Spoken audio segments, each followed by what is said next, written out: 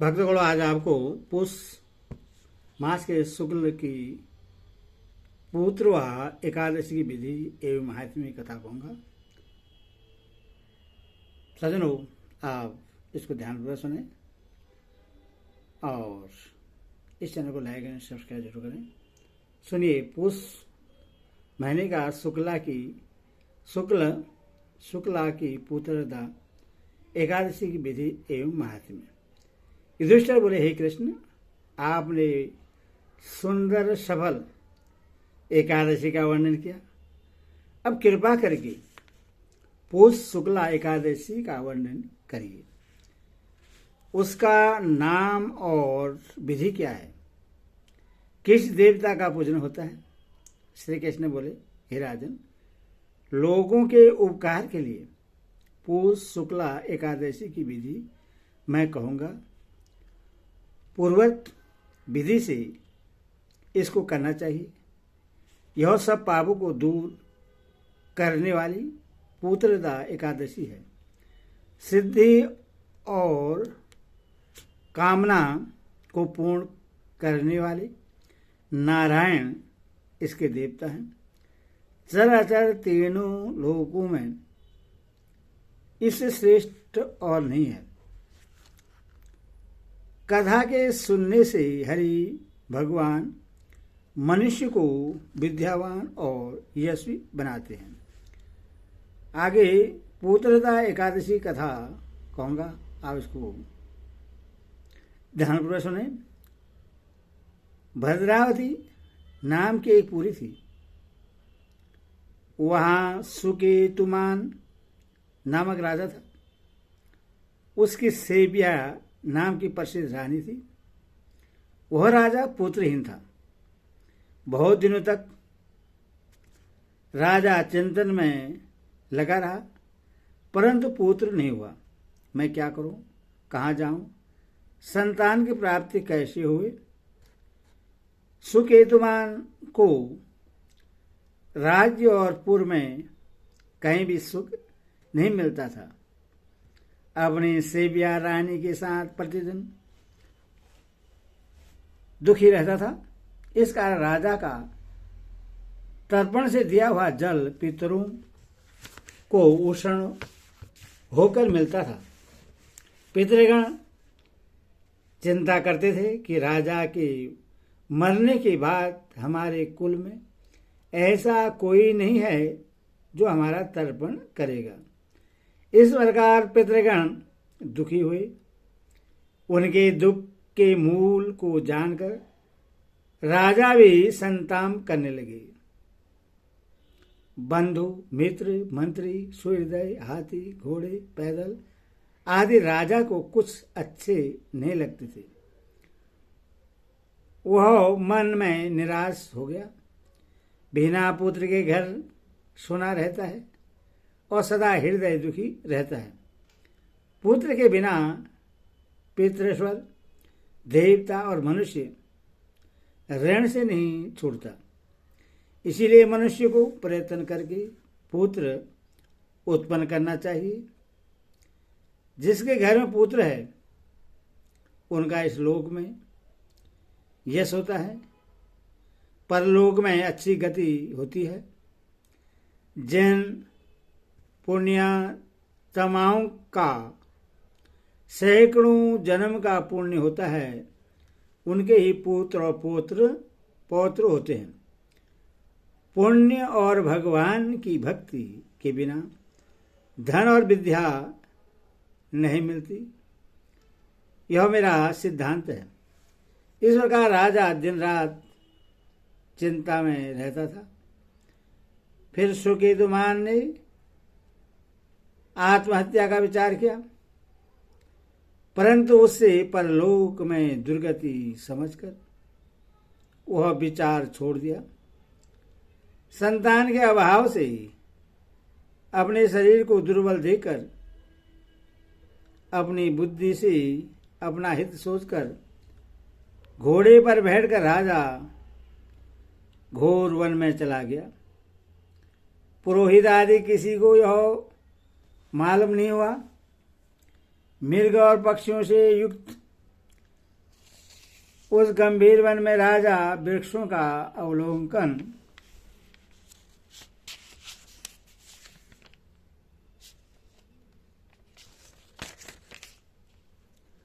करता हुआ भ्रमण करने लगा। बड़, पीपल, बेल, खजूर, कटहल, मौल, शिरा, सप्तवर्ण, ककुब, सशेष, मातक, भिलाय, शलगी, करमृद, गुलाब, खैर, साग, ढाक, ये सुंदर वृक्ष देखे। फिर राजा ने मिर्ग, ब्याद, 12 सिंह, बंदर और बिल से निकले सर्व देखे।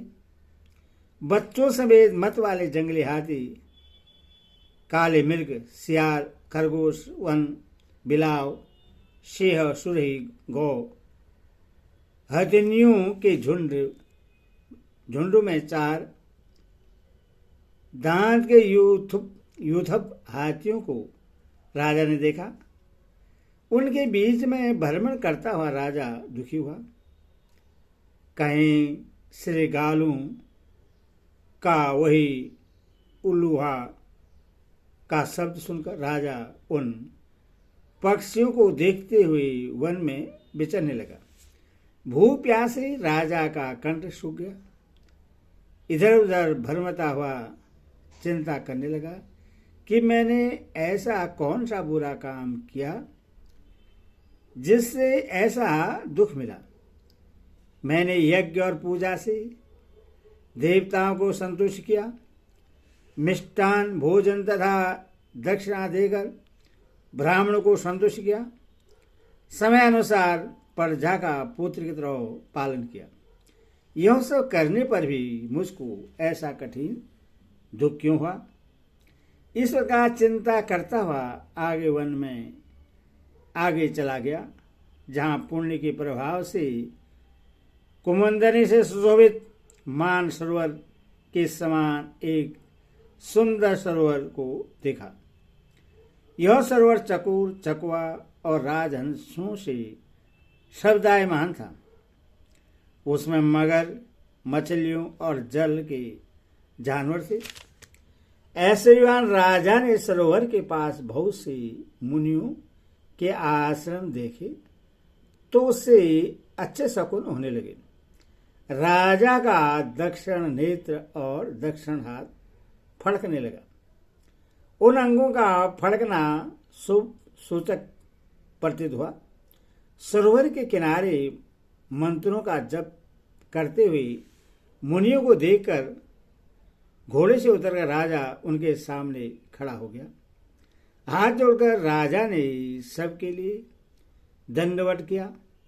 राजा को देखकर वे मुनि स्वर भी प्रश्न होकर बोले कि हम आपसे प्रश्न हैं, हे राजन, आपकी क्या इच्छा है सो कहिए। राजा बोले, हे तपस्वियों, आप कौन हैं और आपका क्या नाम है?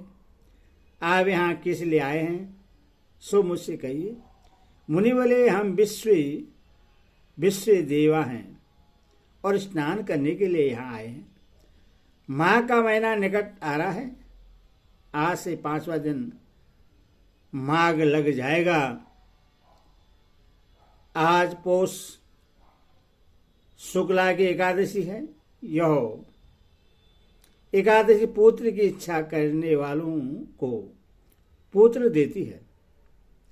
तब राजा बोला, पुत्र उत्पन्न करने के लिए मैंने भी बड़ा प्रयत्न किया है। यदि आप प्रश्न हैं तो मेरे लिए सुंदर पुत्र दीजिए। तब मुनीश्वर बोले, हे राजन, आज पुत्रदा नाम की प्रसिद्ध एकादशी है, अतः आज ही इस उत्तम व्रत को करिए। हमारे आशीर्वाद से और भगवान की कृपा से आपको अवश्य ही पुत्र प्राप्त होगा। इस प्रकार उनकी आज्ञा से राजा ने पुत्रदा एकादशी का उत्तम व्रत किया। द्वादशी में पारायण करके मुनियों को बारंबार प्रणाम करके राजा अपने घर पर आ गया। रानी के गर्भ की स्थिति हो गई। समय पर तेजस्वी और पुण्यतमा पुत्र भी पैदा हुआ। वह बालक पिता को प्रश्न रखता था। फिर वह गद्दी पर बैठकर प्रजा का पालन करने लगा। हे राजन, इसलिए पुत्रदा एकादशी का व्रत करना चाहिए। संसार के हित के लिए यह तुमसे कहा है। इस पुत्रदा के व्रत को जो मनुष्य करते हैं वे मनुष्य इस लोक में पुत्र को प्राप्त करके मरने पर स्वर्ग को जाते हैं। हरि ओम तत्सत, हरि ओम तत्सत।